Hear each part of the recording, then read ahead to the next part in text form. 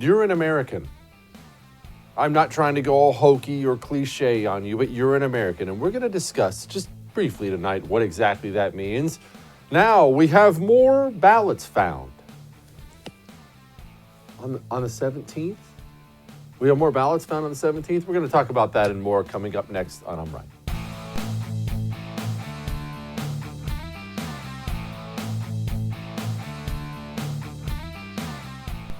You are an American. Now, I want you to understand something.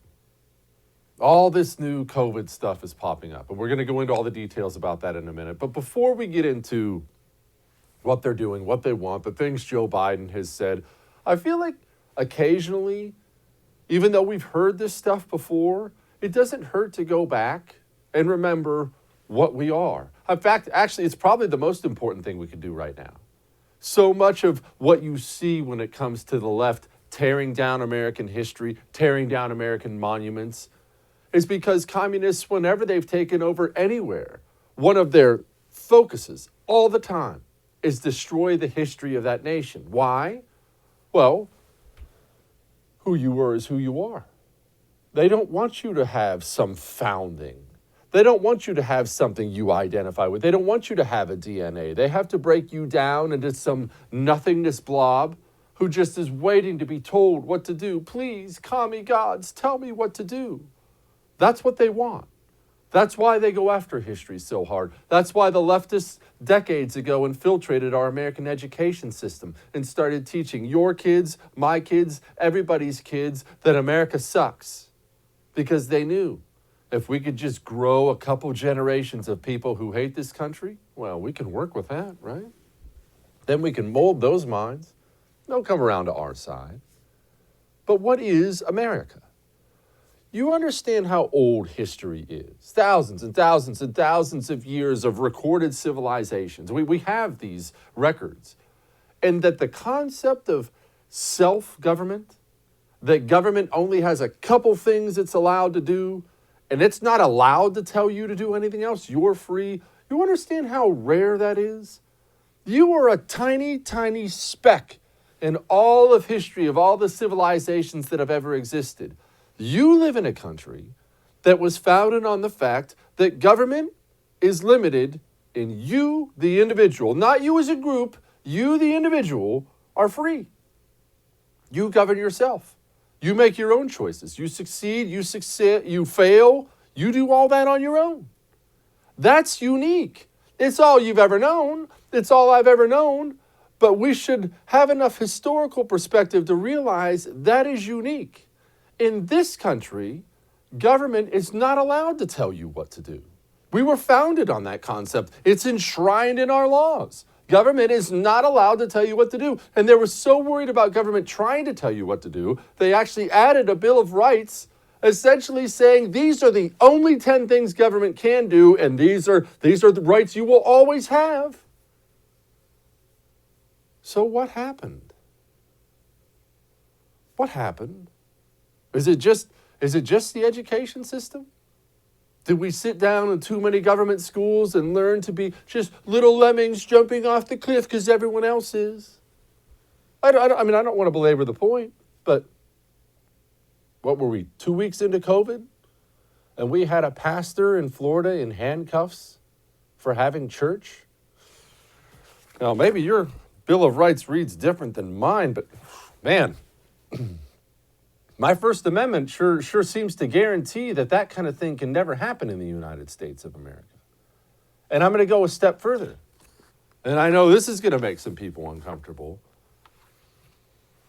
In this country, the reason we have certain rights guaranteed in our Constitution and the reason we fought a revolution is we believed that government should be afraid of you.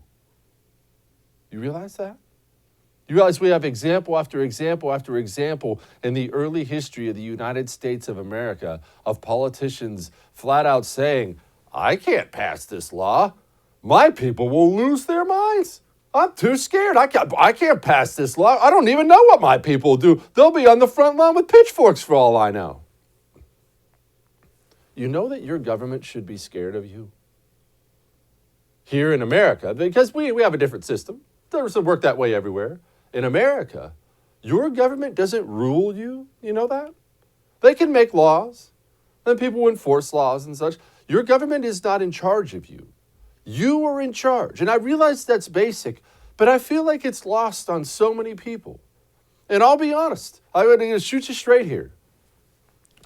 Coronavirus and that response, our early response, not where we are now, our early response, it's one of the few things that has happened in my adult life that shocked me. Not coronavirus, not what the government wanted to do. These scumbag idiot politicians always seize power every chance they get. And of course, the disgusting American media is going to push fear every chance they get. None of that stuff shocked me. What shocked me was the American people being told, go home.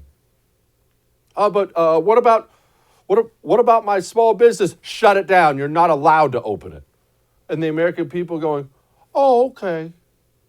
I'll go watch some Netflix. Just let me know, Mr. Mayor, whenever I'm allowed to open up my business again. Master Governor, could I open up my business? Oh, not yet. Okay, sorry. I'll go home again. They should have been scared to death to tell you to close your business. They should have had phone calls from the local sheriff, local police department saying, none of these people are complying. All these businesses just opened. What do you want us to do? All these businesses are open. We can't arrest everybody. That's what should have been happening. We should have had governors and mayors to this day sitting there sweating by the phone. Oh my gosh, what am I going to do? I gave this order and nobody's following it. Now, what do I do? That's what should have happened here in the United States of America. And instead, people went home. People did what they were told. Time and time again, they did what they were told. And now what we've done is, because we've taken that path as Americans, which is disgraceful, we've let these people think they can now do whatever they want. And maybe they can. It's not just Democrats either. We have this idiot governor of Ohio, DeWine, just issued a 21-day curfew. We believe, he sends out some message, we believe that after 10 p.m. that the COVID spread will be more, don't ask me about that, but 10 p.m. you have to go home. I'm sorry, what? You're the governor. This is America. Screw you. As the governor of any state in the United States of America, I do not acknowledge your authority to tell me when to go home. You don't get to tell me what I have to wear. You don't get to tell me when to go home. You don't get to tell me I can't go to work. You don't get to tell me I can't open my small business. I am an American. And you, even thinking about trying to tell me to do that, your little hands should be shaking as you walk up to the microphone. That's what should happen. But these people, they're continuing these lockdowns and continuing these steps. One, because they get off on the power. They do too. They get off on being able to tell you what to do. Trust me, they do. They would never admit it, but they get up to this microphone. Sorry, it does me no pleasure to say it, but you have to wear this. Sorry. Close your business. Close it up now. All right, and go home, or I'm going to tell your mother. Oh, they love it. These are almost all lifelong dorks who finally have power in their little girl hands, and they love it. They absolutely love telling you what to do. But now we've told them they can. And now they feel like they get to do more and more and more. That's why I never bought into this COVID will be over on election day thing. When have you ever known anybody, American or otherwise, to willingly give back power once they get it? And listen to how these people talk. Do you remember what Joe Biden said about the dark winter? Do you remember when he said this? We all agreed that we want to get the economy back on track. We need our workers to be back on the job by getting the virus under control. We're going in a very dark winter. Things are going to get much tougher before they get easier. And that requires sparing no effort to fight COVID so that we can open our businesses safely, resume our lives, and put this pandemic behind us. It's going to be difficult, but it can be done. Yeah. You see, I mean, look, the only way we're going to get COVID behind us is if you destroy your livelihood and go into bankruptcy and give Joe Biden the power to tell you what to do. Oh, you want other solutions? Oh, well, that's the only solution I have is you giving me more power. I'm Joe Biden. I need more power over your life, and then I'll take care of you. Just let me rule you like a king, and I promise I'll take care of you. If that doesn't creep you out, you have got to unplug yourself from the system badly. Badly. And I'll tell you something else. If you think these politicians care about you, any of them, boy, you are going to have a long life. It's time for you to wake up and realize these people care about money and power. That's all they care about. They don't care about coronavirus either. How many of these people, Joe Biden included several times, have been caught without the masks on, have been caught violating the same rules they told you not to violate?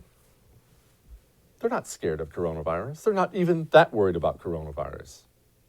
Coronavirus is a wonderful, wonderful highway for them to drive their power train down, and you and I let them. And guess what? I've got bad news for you, too. We're going to keep letting them until somebody steps up and says, I'm not letting them anymore. And the longer we take to tell these people no, the harder we're going to have to tell them no when we tell them no. Why don't we start now? Why don't you go into your small business tomorrow and open it up on the hours you want to be open? Why don't you wear the things you want to wear, not what the government tells you to wear? And why don't you tell anybody who doesn't like it to screw off?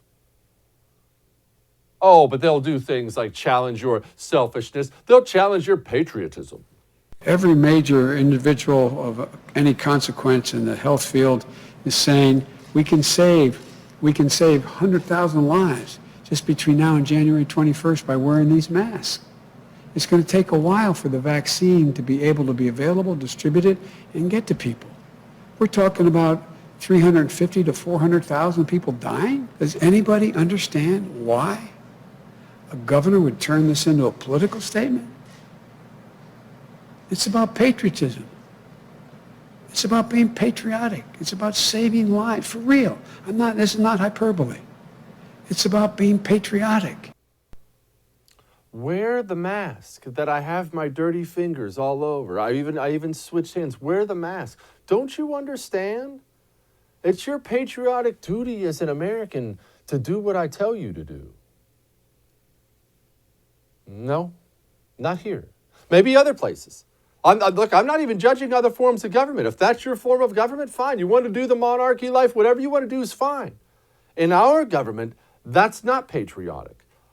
At all times, the patriotic thing to do as an American is the thing you want to do. That's what's patriotic, because that's you exercising the freedom that people died for. Your patriotic duty 99% of the time when someone in the government tells you what to do is to tell them where to roll it up and shove it. That's your patriotic duty.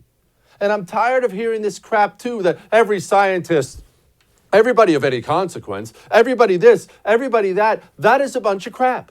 There have been scientists and experts and doctors screaming till they're blue in the face from the beginning of this thing that all these lockdown measures are idiotic, they're not working, this is stupid, and big tech, Twitter, Facebook, the regular media has frozen these guys out of society. Why? Because they're not saying the things that the system wants them to say. You see, only the system gets to approve the message. Anybody who says any message not system approved, wow, he's not anybody of any consequence. Oh, and Thanksgiving's coming. Didn't you hear? Well, maybe not this year, you see. I'll tell you what the health experts have said to me. And it's not because I'm unique and president-elect, it's because of my family. They strongly urge that if, in fact, we're going to have Thanksgiving with anyone, that we limit it to a maximum. They suggest 5 people, maximum 10 people, socially distanced wearing masks, and people who have quarantined. I would strongly urge, for the sake, not just your sake, for the sake of your children, your mother, your father, your sisters, your brothers, whoever you get together for Thanksgiving, think about this. There should be no group more than 10 people in one room, inside the homes.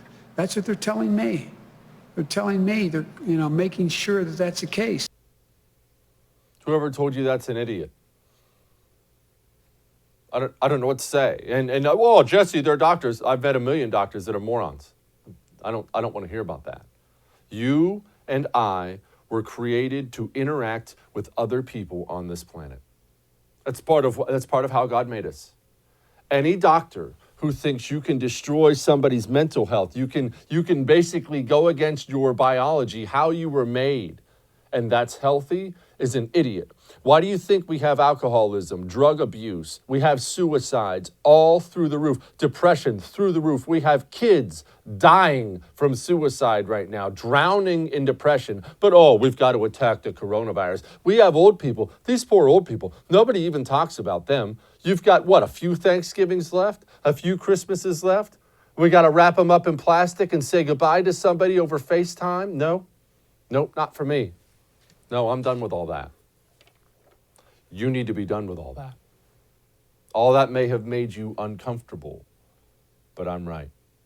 Now, natural medicines and holistic healing approaches are known to help alleviate issues like anxiety and headaches and joint pain. People choose all kinds of different routes to go after those things. I choose CBD. I like natural solutions. I like holistic healing. But where do you go? I mean, who knows where to go? There's CBD everywhere now, right? You can find it at the gas station by the switchblades. There's CBD everywhere. Well, Doctors Trusted CBD Company, what they did was they found the best. They went around and found the best products, and that's what they sell. They even sell Be Best Organics. Did you know that Be Best Organics is made in the United States of America? Go to doctorstrustedcbd.com. That's doctorstrustedcbd.com. Use the promo code Jesse for free shipping and 10% off. We'll be back.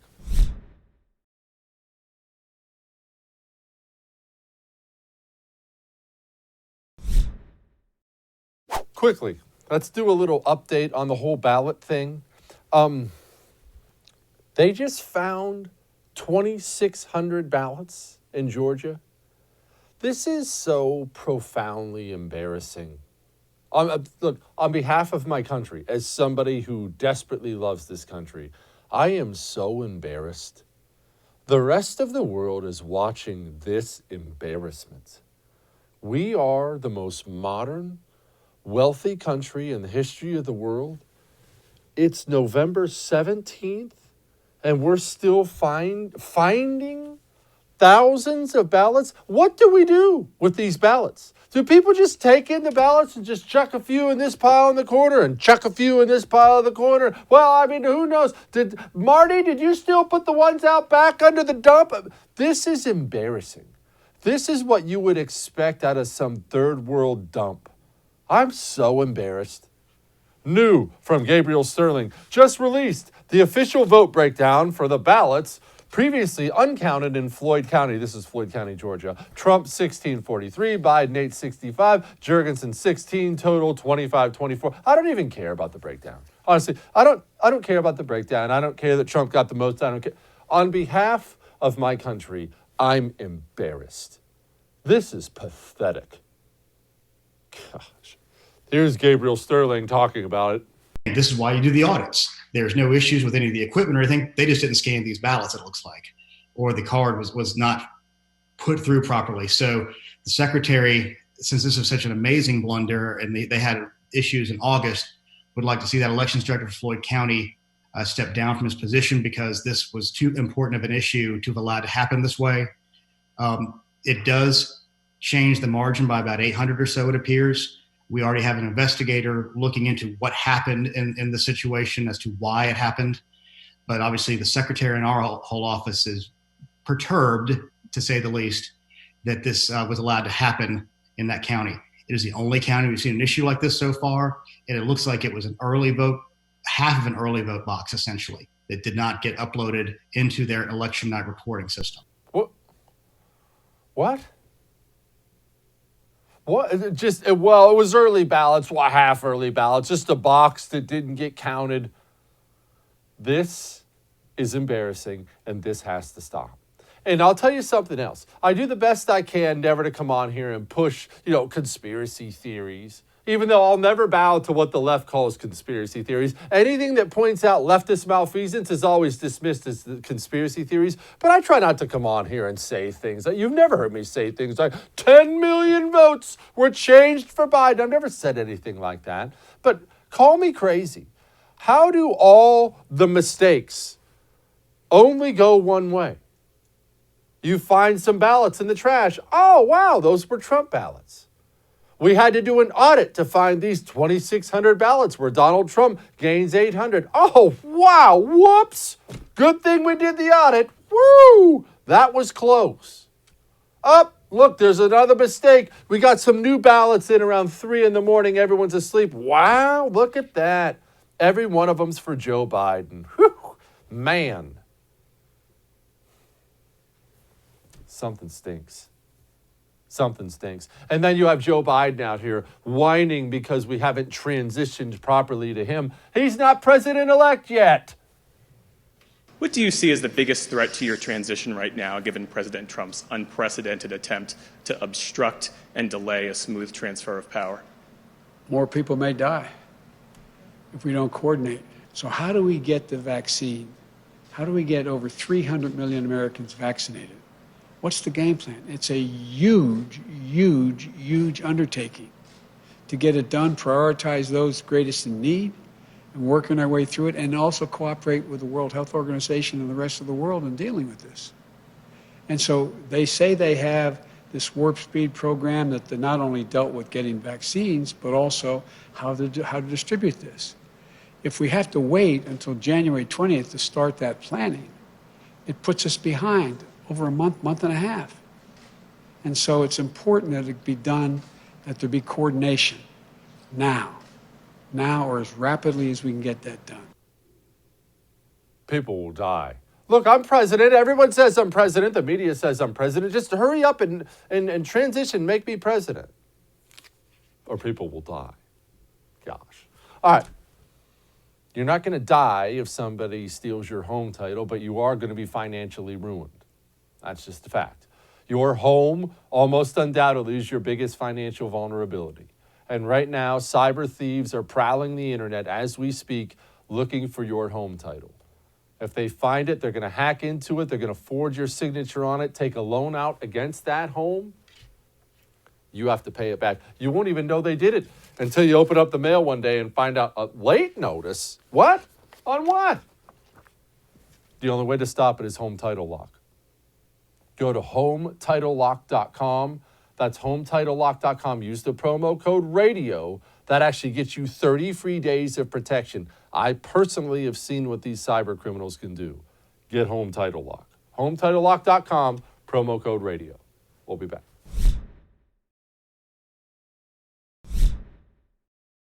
Joining me now, my friend John Phillips of the John Phillips Show and the great KABC in Los Angeles. John, I need you to walk me through when exactly we lost that thing we had as Americans. I say had, where a governor, a mayor, a president would tell you to wear this, wear that, go home, close your business, and we would have thought, nah, no, I don't think I will. In fact, I think I'll open my business for longer hours just because you told me to close it. That's what being an American is, and clearly it's gone. Yeah, well, that's exactly right. We certainly had that on the 4th of July when Warden Newsom told us that we were supposed to stay at home. We're not supposed to celebrate. There are no fireworks. There's no hot dogs. There's no picnics. There's no pool parties. Stay inside. Don't go outside. Don't shoot out fireworks. Well, you looked up at the night sky in Los Angeles on the 4th of July. It looked like Fallujah. There were just explosions everywhere. And it wasn't just on the 4th of July. It was all weekend long. And I think you're going to see that same thing on Thanksgiving. You know, he told us that we're not supposed to invite our family over, our friends. We're supposed to stay inside. And he doesn't believe his own BS. He was just at a birthday party at the French Laundry, which costs about $350 a person with some of his friends. Table full of people, a lobbyist, by the way. So he was enjoying himself. He doesn't believe what he's saying. And I think the people of California won't believe it either. Do you think the hypocrisy actually gets through to the American public? I mean, look, not just Newsom, all of them. Who hasn't? Which one of these sanctimonious politicians at this point hasn't been caught doing exactly the way they tell everyone else not to do? Lori Lightfoot, Kamala Harris, of course, Joe Biden, Nancy Pelosi. The list is long of these mask-shaming politicians who've been caught without them, getting their hair cut. Do you think people genuinely care about hypocrisy, or do they just say they do? Oh, yeah. No, this Newsom thing at the French Laundry is cutting through the noise. And the Nancy Pelosi thing in California was a huge deal. And that was just because she got caught. Are you trying to tell me that she's not going to get her makeup done down at Earl Scheib, too? I mean, we know this woman's out and about without a mask. We know they all are. We know they don't believe what they're telling us, which is why people aren't going to pay attention to them. I think people are going to have a normal Thanksgiving. People are going to have a normal Christmas. They're going to have a normal New Year. The politicians have no way of enforcing this. I mean, when they shut the beaches down in California, the sheriff of Los Angeles County, Alex Villanueva, who's a good guy, said, who's going to enforce it? I'm not. You had sheriffs up and down the state just flat out refuse to enforce these edicts. And by the way, it's not even like they went through the proper channels and passed a law. This is just Newsom coming down with some sort of, philosopher king order, and everyone's expected to jump and no one will. Is this a guy eyeballing the presidency? I don't know Gavin Newsom. I'm not from California. I mean, everybody knows who Gavin Newsom is, but I don't know this guy's background at all. And you are, quite frankly, an encyclopedia of California politics. What's his deal? Where did he come from? Where does he want to go? Well, I'm sure he'd love to be president, but Kamala's now going to be number 2. So if there's going to be a politician from California who's going to be in that space, it's going to be her and not him. My guess is what he plans on doing is appointing himself to be U.S. Senator if Dianne Feinstein were to resign or pass away in office. And then he'd show up to the U.S. Senate and try to make his mark there. Wait, hold on. You actually think, I actually respect this, I would do the same thing, that he would appoint himself to be a United States Senator? Surely that wouldn't go over. Oh, yeah. No, he would absolutely do that and not think twice about it. You should listen to some of these press conferences that he does after the French Laundry incident. The California Press Corps, to their credit, was attempting to hold his feet to the fire. And they were asking him about, why are you just going and doing the opposite of what you're telling the rest of us to do? And he put out a statement the day before where he gave this weak apology for doing it. And he just referred back to the statement. And then because of COVID, they can't actually be in the same room as him. So he just cuts off their telephone line and moves on to the next one. Suddenly everyone's got T-Mobile and no one can actually, stick to the call. What? Oh, sorry. Okay. All right. So now back to the election. Obviously, California didn't go for Donald Trump. Anybody who thought that beforehand was a nutball. I tried to explain everything like that. But was there any kind of a red surge at all within the state with the individual congressional districts maybe? Well, if the numbers hold, Republicans will pick up 3 seats in California, and they'll hold on to their most vulnerable one, which was Mike Garcia, which was the Katy Hill seat out in the Antelope Valley. There were a couple other races where Democrats were the incumbent that were way too close for comfort for the Democrats. And Republicans just dumped all of their resources into a few seats. Had they known that they were going to have a better election in the congressional races and they played in more seats, my guess is they would have won 5 or 6. So next time around in the midterms, I assume they will hold on to the ones they just won, and they're going to pick up a couple more. Okay, so talking about the midterms, we don't even have this one established yet, but I can't help it. I love this stuff. Doesn't the party in power, the party of the presidency, pretty much always lose some seats at the midterms? That seems to me, with the gains we're making here, there's a chance Republicans take back the House. And let's not act like Joe Biden's going to be some banger of a president. Oh, yeah. Everyone talks about, Kamala Harris is going to be the one in charge in D.C. No way. The most powerful person in Washington, D.C. is going to be Joe Biden's nurse. And you can already see the wheels starting to come off the car with these appointments that he's been making, all these lobbyists, all these people that are going to infuriate the left. So there's going to be some sort of purge that's going to happen. Everything is going to be ruled by committee because he doesn't have the mental faculties to make any decisions himself. And anytime you have an organization, whether it's a company, a country, an athletic team run by committee, it's a complete and total disaster. So that's where we're headed with him. And if the Republicans are smart, they will play in a lot of these seats, a lot of these races that they didn't play in last time. And they're going to pick up some of those congressional seats. Is anybody genuinely surprised that Joe Biden, a 47-year D.C. swamp rat, is going to surround himself with all these people? One, it's all he's ever known. Two, I think people forget that Joe Biden called in every favor in the history of the world and completely cleared the Democrat field over the course of about a week because all the right phone calls were made. You don't do that without promises. He made some promises. Oh, yeah. Well, Joe Biden, I know he was painted in the election as being a socialist and all of these things. Joe Biden was the least insane of all of those people up on stage, maybe him and Amy Klobuchar. At his core, Biden is essentially a good old boy. And that's who he's going to appoint. That's who he's going to bring into that administration. But he's a good old boy in a party that's no longer the good old boy party. I mean, they are a socialist hard left party. So he's going to piss off every one of the AOCs and the people in the squad and that part of the party, which is otherwise known as the base. And he's going to have a really tough time keeping that coalition together. You think about this for a second. The margin of majority that the Democrats have in the United States Congress is so small. If they don't keep every single one of them in line together on every single vote, they won't be able to get anything through. They still have a few blue dogs left, or at least people who claim to be blue dogs, and they have people who are outright socialists. And you're going to need all of those people to vote the same way on every single piece of legislation to get it through. It's a recipe for them to be slitting each other's throats. Do they still, are any of these blue dogs they have, who you never see on TV, by the way, are any of them young? And I ask that because I've been constantly saying the Democrat Party's finished because all their blue dog, more moderate types, they're all 8,000 years old. And all the young ones like AOC, they're going to be there for 20 years. She's never leaving. Yeah, well, young compared to who? I mean, you got Nancy Pelosi, who's 80 years old. And even the quote, young ones. I mean, when you see her and Adam Schiff standing on stage, they look like Waylon and Madam. And then you look just below her, they got Jim Clyburn, who's 912. And Steny Hoyer, who's 913. So, people in their 60s in that caucus and early 70s are the young ones. And the AOCs have literally nothing in common with them. Nothing in common, which means that they won't have any problem at all to go out and say nasty things about them in the papers and, do what they have to do to derail their legislation and cause all kinds of problems. AOC is going to end up being the best friend we ever had. John Phillips at the John Phillips Show. Thank you, my friend. Thanks for having me.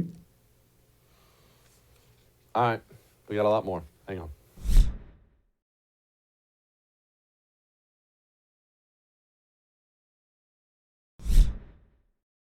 Joining me now with BearingArms.com, Cam Edwards. Cam, should we trust elections? Let me preface this by saying I don't know what level of voter fraud we saw. There's voter fraud in every single election. I don't know whether it's as massive as the Trump people are saying or as minuscule as the media is saying. I don't know. You can't sift through all the information out there.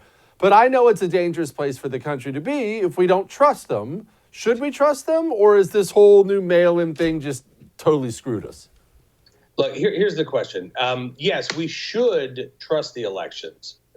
Do we trust the elections? I think is the real question, right? And if we don't, and I think pretty clearly there's a large number of Americans who I think on either side were going to dispute the results of the election because the potential for fraud, as you say, exists, right? And so if Trump had pulled out a victory, you'd be seeing Biden supporters saying the same thing. Trump rigged the election. It was Republicans in states around the country who, stuffed the ballot boxes for Trump. We would be hearing the exact same thing. So I think one of the fundamental things that we need to do as a country is actually figure out a way to make our elections secure, make the results come in as quickly as possible, and actually give Americans a reason to trust the results of an election, even if it doesn't go the way they want it to. But here's my only issue with that, Cam. It's not that I disagree. Look, okay, but that sounds like a Republican platform and not a Democrat platform. And I mean it by this. Everything in the Democratic Party, everything about it, no ID, everything about them wants more people to be voting. They want as many people as humanly possible to vote with as little accountability as humanly possible. People can make of that what they will, but that's what they're always pushing for. So that party's never going to agree to have a more secure, safe, fast election. They're never going to do that, and everyone knows why. Well, then they're going to keep losing elections, which is, again, what we saw. Don't know what the top of the ticket's going to look like ultimately, but that's what we saw in Senate races and House races and state legislative races around the country. Democrats did not have a blue wave. And I think in part because of how extreme they've become on issues like election security. I don't think that it's a Republican issue to want to know that your vote counts, right? And, if there are concerns about, let's say, the cost of voter ID, all right, well, let's make it as easy as flipping possible to get an ID so that you can vote. What we need to do is we actually need to figure out a way to try to put, as you say, the partisan politics aside. And the Democrat Party, you're right. They want to expand not only the opportunities to vote, but in doing so, expand the opportunities for fraud. So we need to have a real conversation. Republicans, Democrats, independents, people who haven't voted in the past because they're concerned about this. We need to try to take the politics out of it as much as possible, if that's even feasible, and actually, again, work for real solutions that work for real voters so that we do feel confident when we go to the polls that it's not possible to steal an election one way or the other. But, well, not to be too dour about it, Cam, but that does make it a Republican issue anymore. That this isn't the Democrat Party of the 60s, 70s, 80s, or even 90s. I remember I had this conversation with somebody one time, some hardcore leftist, about how Americans didn't want the politics of Black Lives Matter at their football games. And the guy came back to me, genuine as can be. It was not a hostile conversation. He said, well, it's okay for right-wing things like the American flag to be there. And I just sat back dumbfounded. There is only one party of patriotism. And I'm all about trashing the Republican Party whenever they're weak and spineless. But let's be honest, that's not part of the Democrat platform now. No, it is not in many ways. But again, I think that's to their detriment. And you saw Republicans make gains in deep blue Democrat-run cities. Now, look, they didn't get anywhere close to a majority, but they made inroads that we haven't seen in a generation or more. So this isn't something where, unfortunately, we're not going to be able to flip a switch and all of a sudden we can all agree to get along when it comes to, really important issues like this. We are still going to be waging that cultural war. You're absolutely right about that. I happen to just think that the vast majority of Americans, including some Democrats who probably wouldn't admit it unless you put them under like sodium pentothal or something, then maybe they'd say, yeah, you're right. I do want elections to be secure. They will, by and large, go along and conform with the demands of the party. But we need to keep fighting this battle, and we need to keep pushing on this issue, because I do think that we've got a lot of allies, even if they're afraid to speak up at the moment. Okay, well, that's inspirational. All right, Cam, what is if we get a Joe Biden presidency, what does the first 2 years of it look like? Because no one knows what's going to happen in the midterm. I mean, traditionally they lose some seats, but the first 2 years of it, we know he's going to have a bunch of radical nut jobs in appointed positions, but what can he do? What will he do? What do you think he even wants to do? I still don't know what the guy stands for. I don't know how much Joe Biden knows what he wants to do, other than to let Democrats have free reign. Honestly, I mean, I think he's going to be, if he's in office, a fairly hands-off president. And as you say, I think there's going to be gridlock in Congress. So I'm really concerned about executive branch abuses. At bearingarms.com, we've been writing a lot about the fact that apparently members of the Biden transition team have already reached out to the ATF. And so they're talking about things like banning the importation of modern sporting rifles, going after 80% receivers and frames. I spoke not long ago, actually, with Mark Oliva from the National Shooting Sports Foundation. And he said that, there's concerns that the Biden administration is looking at ways to do their AR-15 ban, their so-called assault weapons ban, through regulation rather than through legislation. So basically, the ATF would just all of a sudden determine that 20 million modern sporting rifles are actually like machine guns and need to be registered under the National Firearms Act. I'm concerned about things like that, and that's one small area of the administration's focus. But imagine that kind of abuse taking place in virtually every cabinet agency in a Biden administration. I think that's what we're looking at. How can they do that executive order-wise? And I guess probably more importantly, Cam, why would they do that? I mean, they do want to be reelected, and there is no appetite that I can see, unless I'm missing something, for more gun regulation right now. The sales remain through the roof, and it's not just Republicans, it's leftists too, with these Antifa, Black Lives Matter animals in the streets. Who in the world is calling for gun legislation? Well, the gun control advocates and a billionaire named Mike Bloomberg, who loves to spend money helping Democrats get elected. I mean, I think that's the long and short of it. You're right. Gallup just came out this week, found that support for gun control is at its lowest level since 2016. As you say, record high gun sales, and a lot of them are to people who don't look like me, right? They're not a white guy in his 40s who lives out in the middle of nowhere. These are, Democrat voters. These are women. These are minorities, and they are buying guns and embracing their Second Amendment rights for the very first time in a way that we really haven't seen. So you're right. Look, I think politically, I think that would be a huge mistake. There would be court challenges left and right, and hopefully with Amy Coney Barrett on the bench, a lot of that would be, struck down as unconstitutional. But there does seem to be an appetite right now within the Biden administration to start going after legal gun owners however they can. And the ATF is going to be a big avenue to do that.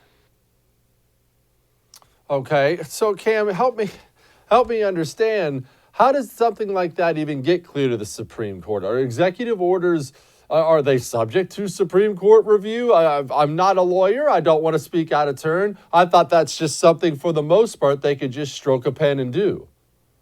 So the way, let's say Biden tried to do a backdoor gun ban through executive action or through the executive branch. I don't think that he would actually use an executive order. Instead, again, the ATF would probably have some rulemaking period, or they would announce some sort of a change in their interpretation of the definition of a machine gun under the National Firearms Act. There'd be a public comment period that they could then ignore, and then they could, promulgate these new rules, which could then be challenged in court because, there are rulemaking procedures. And I think the legal argument, I'm not an attorney either, but the legal argument would be, look, this is not a reinterpretation of a machine gun. This is, completely making up what a machine gun is. And so if Congress wants to ban so-called assault weapons, then Congress needs to be the body to do that. But you can't declare 20 million legally owned firearms as National Firearms Act items with a stroke of a pen. Again, I'm not an attorney, but that's the thrust of what the legal argument would be. And I would like to think that the Supreme Court would go along with that again, there's only so much that you can do through regulation before all of a sudden now you're creating new laws. And agencies don't have the right to create new laws. That's Congress's purview. And if the votes aren't there in Congress to do it, that doesn't give the ATF the excuse, or the Biden administration the opportunity to go ahead and ban guns via administrative action. Cam Edwards, bearingarms.com. Thank you, brother. Always good talking with you, Jesse. We'll be back.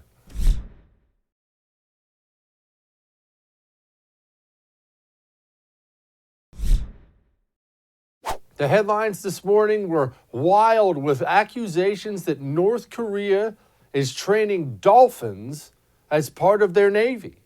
One, I have to see that. Two, I then came across this video, and man, maybe these North Koreans are onto something, because this dude gets cleared out. It's not funny. Quit laughing. You're a bad person. All right. I'll see you tomorrow.